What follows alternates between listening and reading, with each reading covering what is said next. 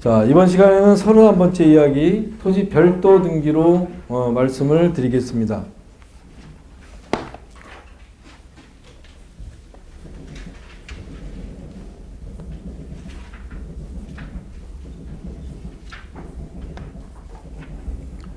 여러분들도 아시다시피 저는 계속 말씀을 드린 거지만 단독은 두 가지의 등기부를 가지고 있다고 말씀드렸고, 우리가 집합 건축물 대장이라 가지고 단독 등기로 되어 있었죠.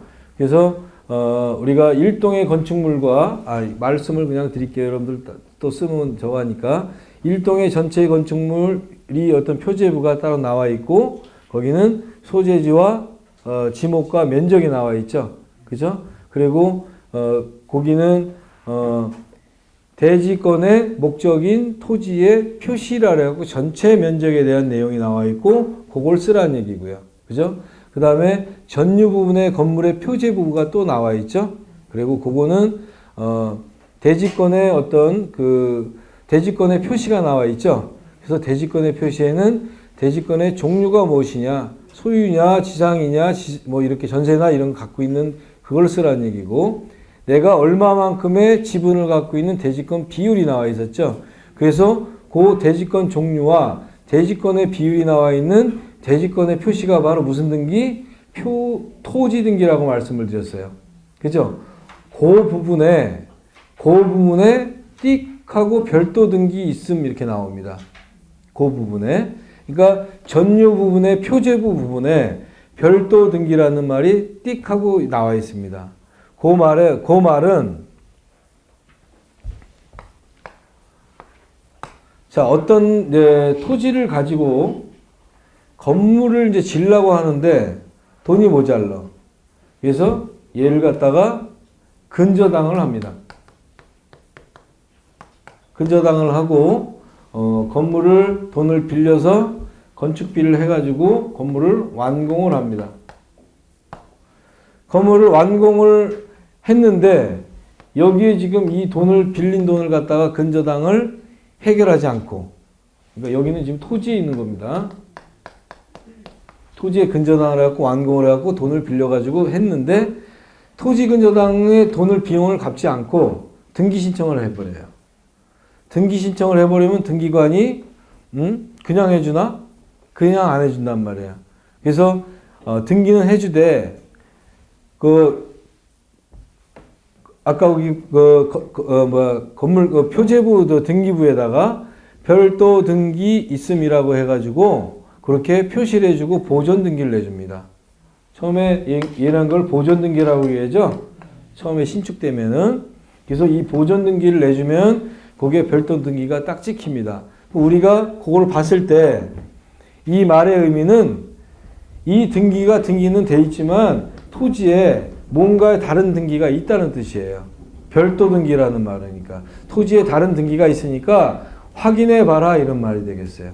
그렇죠? 그럼 보통은 우리가 신축의 아파트가 이렇게 졌을 경우에 보존 등기가 된 다음에 개별 등기로 돼갖고 분리 등기를 시키죠.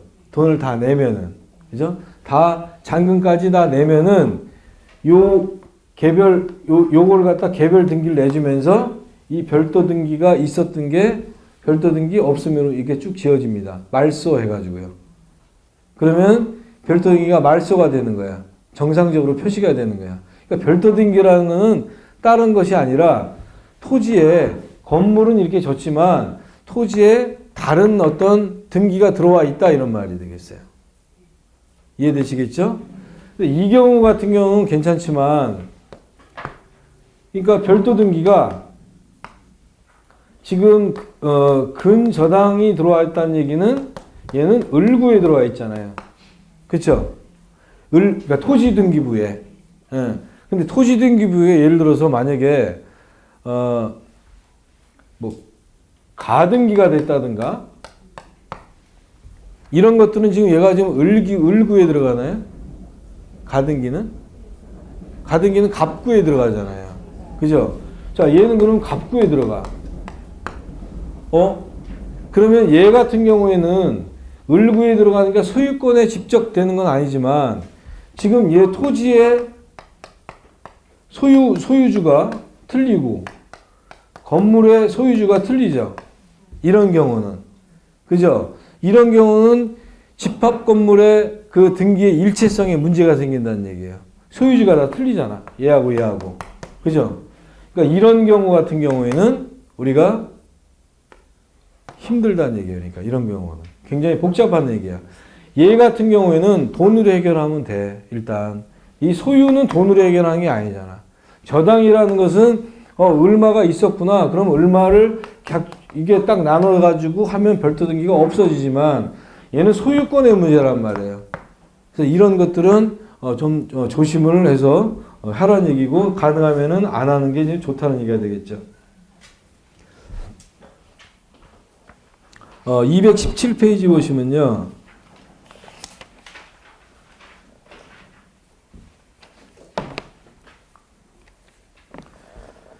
지금 거기 217페이지에 그 별도 등기 있음이라고 지금 그 전유 부분 그 표지부입니다. 그죠?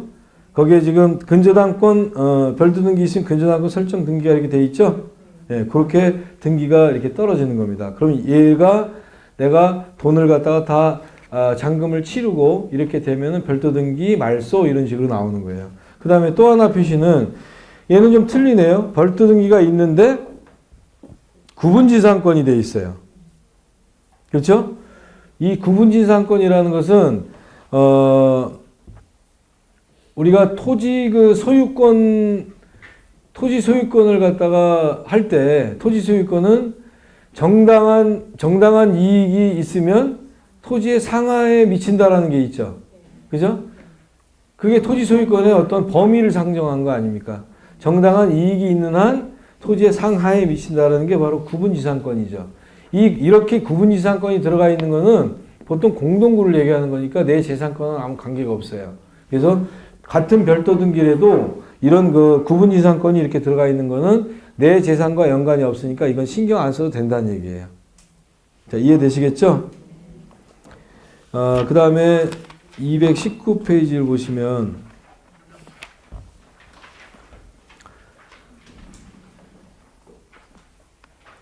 자, 요게 이제 토지 등기부에 별도 등기가 있을 때, 채무가 이제 여기서 이제 2억이 있다라고 이렇게 맨 처음에 표시를 해 놓으면, 만약에 이게 10집이라고 생각하면 되겠어요. 10집. 10집이 있었는데, 포기할 지분이 한 집이 팔렸어. 한 집이 팔리면 지금 포기할 지분 10분의 10 해가지고 201호가 팔린 거야. 예? 201호가 팔려서, 그럼 나머지 또 근저당을 또 해야 될 거 아니야. 그죠? 그게 지금 몇 분의 몇으로 들어갔어요. 그때 이제 100분의 90으로 된 거야. 100분의 100에서. 그 두 번째 란에서 또 하나가 301호가 팔렸네? 그죠? 그럼 포기할 지분 100분의 10, 301호가 팔렸어. 그럼 또 근저당을 또 설정해야지, 나머지를. 나머지가 몇 프로 남았어요? 80% 남았죠? 그러니까 이것은 100분의 80 근저당 설정. 쭉쭉쭉쭉 나가다가 나머지 다 팔렸어. 그러면은 별도 등기 해제, 말소 다 되는 거예요, 여러분. 아시겠죠? 그런 식으로 토지 등기부에 이렇게 표시가 되는 겁니다. 그러면 내가 이 물건을 지금 이제 201호를 샀으면은 집합 건축물 내장을 딱 가보면 뭐라고 돼 있어? 별도 등기 말소라고 돼 있는 거야. 그리고 본인이 이름에 이제 다 들어가 있는 거야, 자기 이름이. 토지 등기부에는 이렇게 몇 분의 몇 말소 하지만 우리가 집합 건축물 내장을 딱 떼어보면 거기에는 별도 등기 말소가 돼 있단 말이야. 내 거에는. 이해되시겠죠? 나는 지금 돈 다 내고 했잖아. 그러니까 100분의 10이 말소가 됐잖아. 토지 등기부에. 그러니까 집합 건축물 대장을 딱 들어가면 내 이름하고 등기가 돼 있을 거 아니에요. 등기가 되면서 별도 등기가 없어지는 거야. 그래서 완전한 등기가 되는 거예요. 이해되시겠죠? 그러니까 별도 등기는 어려워하지 마시고 이 건물 말고 토지에 다른 등기가 있으니까 그 등기를 확인해 보세요라는 의미로 생각하시면 되겠어요.